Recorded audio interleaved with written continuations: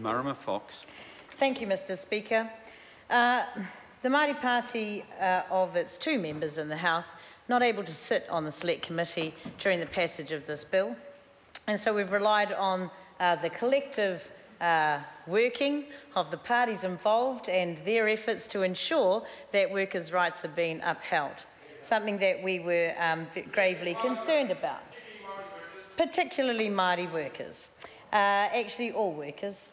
And so when the bill came out of the Select Committee, we continued to have some concerns that the issues hadn't all been addressed to our satisfaction.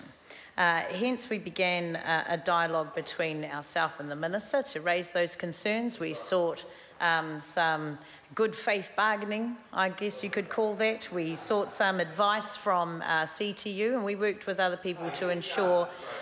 That's right.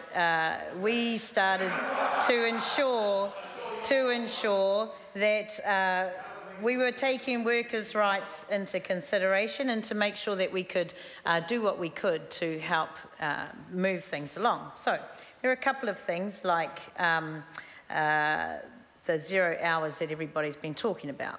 Now, I had a couple of sons work under 0 hours contracts, and they did quite well under those 0 hours contracts. They were casual contracts with no guaranteed hours, but their holiday pay was seen in it.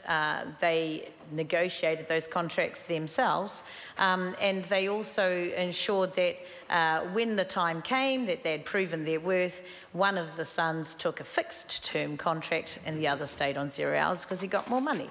That's wonderful and that's lovely, but I also have a number of nephews and nieces in the Wairarapa who also work to 0 hours contracts who don't have the same security in their jobs. And so we raised the issues with the Minister.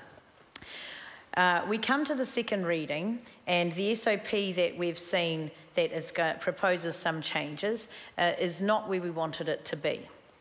Though we have now sought assurances from the Minister that the issues we've raised have been addressed, and that through the committee stage that SOP will come with the support of Labour and the work that they've been doing. And so I'd like to acknowledge that here, because I think that's important. Given that, and given the good faith bargaining that we've been talking through the Minister with, we are happy to take him at his word that these things are being addressed. We have seen the draft of it, and though it's not here today in this reading, based on that and the notion that they will be addressed through the Committee of the Whole House stage, is that what you said? That's right, that's the one. That they will be addressed in that stage, that we are happy to support this bill at second reading and look forward to seeing that SOP come to the House. On that, we just also want to mention the paid parental leave. Previous to this, paid parental leave was only for parents, formerly adopted parents, and the paid parental leave has now been increased to recognise whāngai parents. Parents who, in a Māori way, are able to whāngai a child without a formal adoption process, that has now been recognised under this, and we want to acknowledge the Minister and the Select Committee for ensuring that that's been there. This has been difficult, and people have received flack over this around the 0 hours contracts and the rights of workers. What we want to make sure is that people who may not have the capacity to negotiate a contract with an employer are able to get support and are able to get some guaranteed hours, are able to ensure that they are adequately compensated if those hours fall over and they can't get work. I come from a family of shearers. We know what it's like to be rung up at 4 a.m. and told no work today. You don't work, you don't get paid.